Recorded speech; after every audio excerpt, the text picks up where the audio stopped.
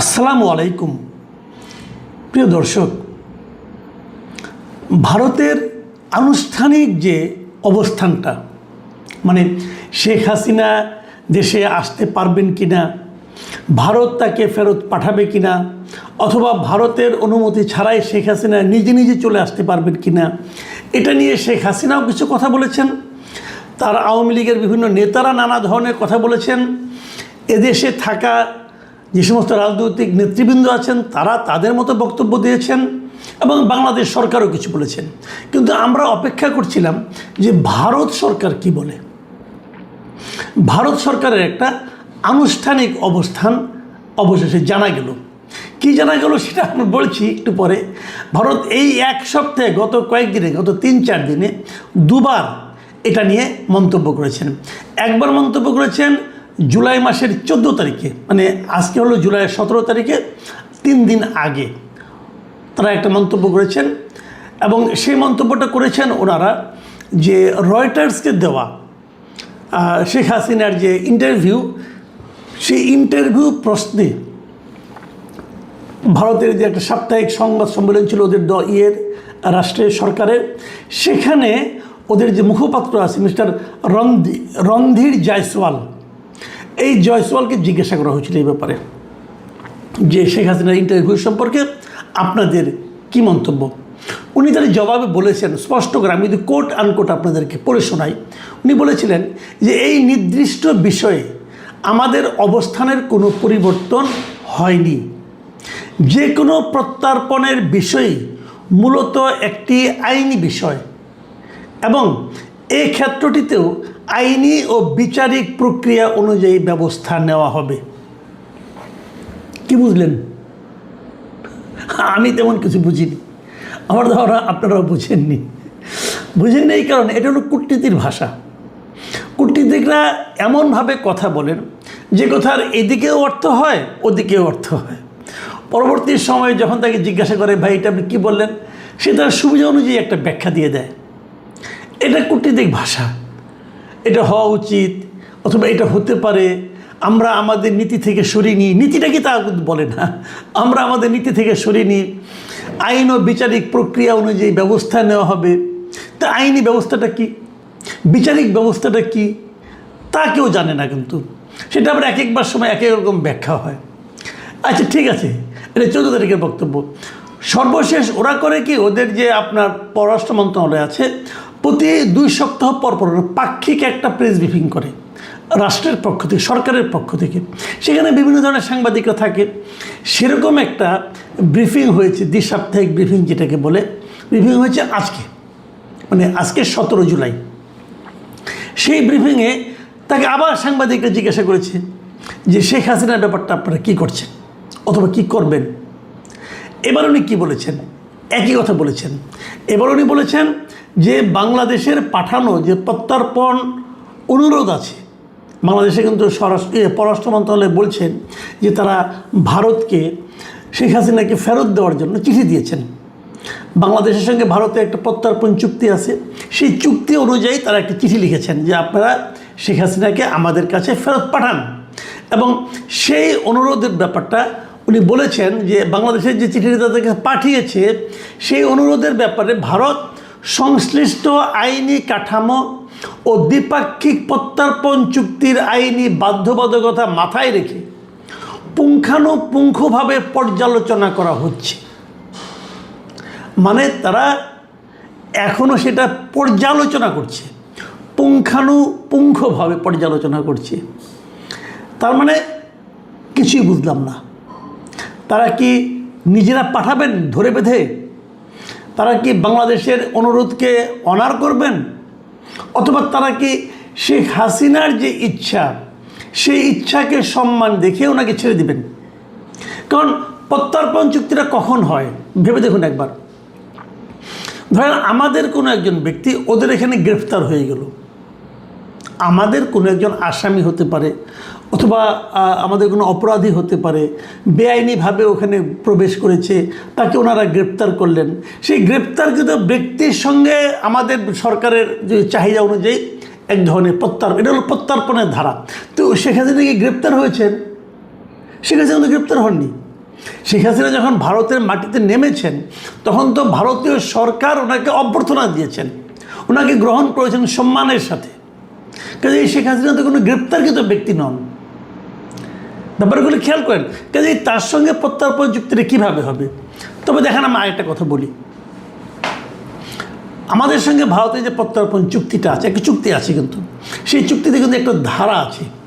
ধারাটা হলো এরকম যে যদি যাদের কাছে ওই ব্যক্তি আটক আছে তারা যদি মনে করে যে এই ব্যক্তিকে ফেরত পাঠালে নিজ দেশে অথবা ওই দেশের সরকারের চাহিদা অনুযায়ী যদি ফেরত পাঠায়, তাহলে উনি রাজনৈতিক প্রতিহিংসার শিকার হতে পারেন।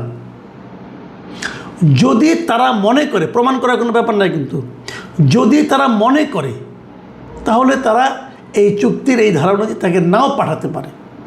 তার মানে ওনাকে বাংলাদেশ চেয়েছে, তার মানে তারা পাঠাতে বাধ্য, বিষয়টা কিন্তু সেরকম নয়, তারা নাও পাঠাতে পারে।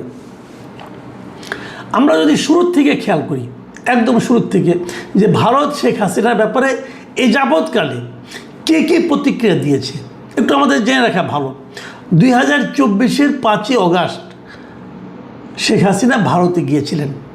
আবার মনে করুন, ওনাকে আমরা বলছি, অনেকে বলছে পালিয়ে গিয়েছিলেন, অনেকে বলছে পাঠিয়ে দেওয়া হয়েছিল। বাস্তবতাটা আরেকবার আমি আপনাদেরকে ক্লিয়ার করি। উনি নিজে হেঁটে গিয়েছেন, যে হেলিকপ্টারে উঠেছেন, ওনাকে কেউ চ্যাংদোলা করে নিয়ে যায় না। কিন্তু তার মানে ওইটুক দেখে মনে হতে পারে উনি যাচ্ছেন স্বেচ্ছায়। তারপর হলো উনি কেন যাচ্ছেন এটা কিন্তু আমরা জানি না, ওনাকে কি বলা হয়েছিল তাও আমি জানি না। শেখ হাসিনা নাকি কার সঙ্গে বলেছেন শুনলাম আমি এর মধ্যে, যে ওনাকে নাকি বলা হয়েছিল আপনাকে টুঙ্গিপাড়া নিয়ে যাওয়া হচ্ছে। আমি জানি না একটি সত্য মিথ্যা, তো যাই হোক উনি গিয়েছেন, প্লেনে উঠেছেন। সে প্লেনটা কে চালিয়েছে? বাংলাদেশের সেনাবাহিনীরই অথবা বিমান বাহিনীর অথবা সশস্ত্র বাহিনীর কোনো একজন পাইলট চালিয়েছে। তো উনি যদি চালান, তাহলে শেখ হাসিনাকে উনি বলেছেন আর ওনারা তার অর্ডার ফলো করেছেন? যে লোক পালিয়ে যায় তার অর্ডার কি তখন সেনাবাহিনী ফলো করে? তাহলে ওনাকে নিয়ে গেল, নিয়ে যাওয়ার পর কোথায় নিয়ে গেল? দেশের বাইরে নিয়ে গেল। আমাদের দেশের আকাশসীমা পার হয়ে অন্য দেশের আকাশসীমায় আমাদের হেলিকপ্টার গেল। কেন গেল? আমি প্রশ্নগুলি করছি, কিন্তু কেবল আপনারাও এই প্রশ্নগুলো বারবার উচ্চারণ করবেন, তাহলে হয়তো একটা সমাধান পাবেন। কেন গেল ওই দেশে? আমি আমার হেলিকপ্টার, ওরা যদি ভিন দেশি হেলিকপ্টার হিসাব করে গুলি করতো, তাহলে তো আমার হেলিকপ্টারটা মূল্যবান একটা জিনিস ধ্বংস হয়ে যেত, তাই না? শেখ হাসিনা শেখ হাসিনা খারাপ লোক বুঝলাম, কিন্তু হেলিকপ্টারটা তো একটা গুরুত্বপূর্ণ জিনিস, আমাদের সম্পদ। তার মানে আপনারা আলাপ করে গেছেন, আপনারা যেখানে যাচ্ছেন তাদের সঙ্গে কথা বলেছেন যে আমরা ওনাকে পাঠাচ্ছি। তাহলে উনি পালালেন নাকি আপনারা পাঠালেন? প্রশ্নগুলো খেয়াল করুন। আবার উনি এখানে গিয়েছেন কী হিসেবে গিয়েছেন? এই যে প্রশ্নগুলো, এগুলি কিন্তু পরবর্তী সময় উঠবে।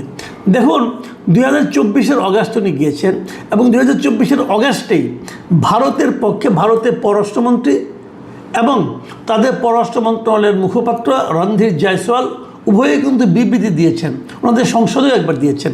এবং তখন তারা কী বলেছেন? তখন ভারতের পররাষ্ট্রমন্ত্রী বলেছিলেন যে তিনি অত্যন্ত স্বল্প সময়ের নোটিশে এবং জরুরি পরিস্থিতিতে ভারতে এসেছেন, এটা বলেছেন। তারপর আর কি বলেছিলেন আমি আপনাদের আবার পড়ে শোনাই। তার ভবিষ্যৎ পরিকল্পনার বিষয়টি সম্পূর্ণ তার নিজের সিদ্ধান্তের উপর ছেড়ে দেওয়া হয়েছে এবং এটি নিয়ে মন্তব্য করা ভারতের জন্য সমীচীন নয়। তার মানে হলো শেখ হাসিনা কি করবেন কি করবেন না, টোটাল বিষয়টা ভারত দেখছে না, ওটা শেখ হাসিনা দেখবে। তার ভবিষ্যৎ পরিকল্পনার বিষয়টি সম্পূর্ণ তার নিজের সিদ্ধান্তের উপর ছেড়ে দেওয়া হয়েছে। এটা কিন্তু ভারতের খোদ পররাষ্ট্রমন্ত্রী এস জয়শঙ্কর বলেছিলেন। তার মানে শেখ হাসিনার ভবিষ্যৎ বিষয়টা শেখ হাসিনার উপর। শেখ হাসিনা যদি বলেন যে আমি এখন চলে যাব, ভারত থেকে আটকাবে না, তখন আটকাবে কেন? পররাষ্ট্রমন্ত্রী নিজেই বলেছেন যে ওনার সিদ্ধান্ত ওনার উপর, এবং তারপরে এটাও বলেছেন যে এটি নিয়ে মন্তব্য করা ভারতের জন্য সমীচীন নয়, ভারত কোনো মন্তব্যই করবে না।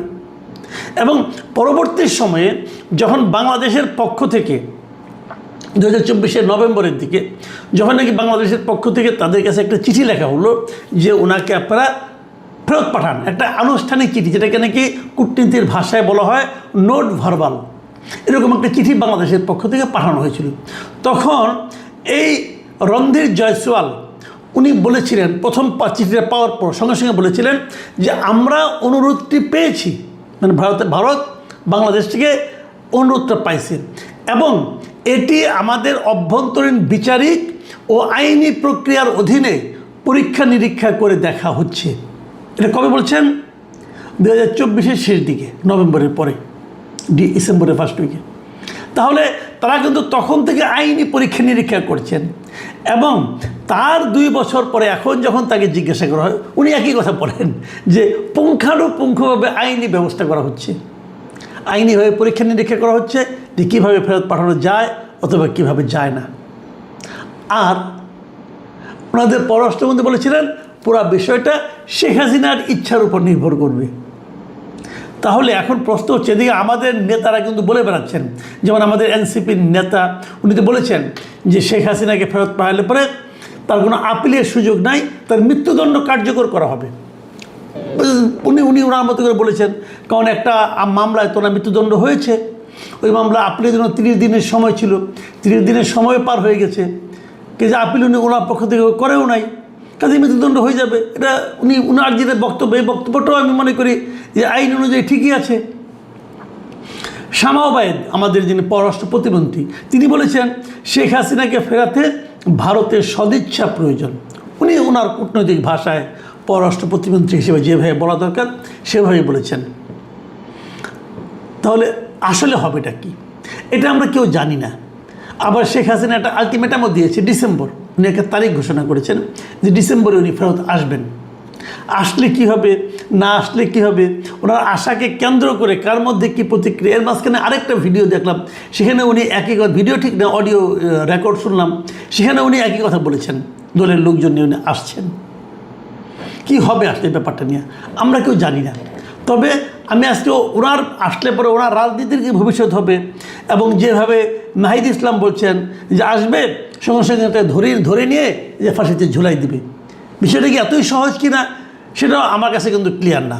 কারণ এদেশের নাহিদ ইসলাম হয়তো ওনার দলের শক্তির সঙ্গে তুলনা করে চিন্তা করেছেন যে আমার দলের যে শক্তি যদি এরকম হয় তাহলে কী হতে পারতো, কিন্তু নাহিদ ইসলামের পক্ষে কি কল্পনা করা সম্ভব যে এনসিপির শক্তির সঙ্গে আওয়ামী লীগের শক্তির কত পার্থক্য? মনে হয় না। সেই কী হবে বলা বড় কঠিন। তবে ভারতকে ভাবছে সেটাও কিন্তু কিছু বুঝিনি। তবে ভারত সহজভাবে কিছু বলছে না। সহজভাবে যখন কিছু না বলে, একটা সহজ প্রশ্নের যখন নাকি অস্পষ্ট উত্তর আসে, তখনই কিন্তু মানুষের সন্দেহটা বাড়ে। প্রিয় দর্শক, আমরা চলুন সন্দেহ নিয়ে আগামী কয়েকটা দিন পার করি। আল্লাহ হাফেজ।